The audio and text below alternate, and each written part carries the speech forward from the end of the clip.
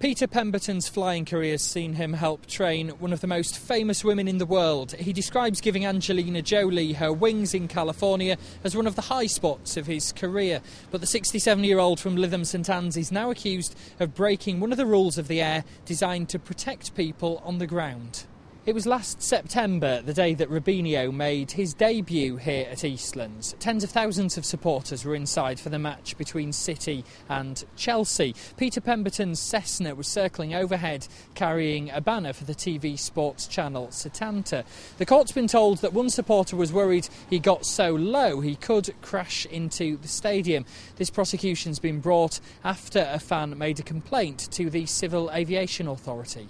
There are rules on low flying. You must be able to fly clear of the area and without danger to persons or property in the event of failure of a power unit. In other words, if the engine stops. You've also got to be 1,500 feet above the highest fixed point. Air traffic control gave the plane permission to fly between 1,000 feet and 2,000 feet so that he'd be below commercial airspace. One witness says he was as low as 800 feet. Mr Pemberton says he was no lower than 1,300 feet and was more likely to be as high as 1,800 feet. But we don't know for definite because the box in the cockpit, which transmits its altitude to air traffic control, wasn't switched to that mode and there was no requirement that it had to be.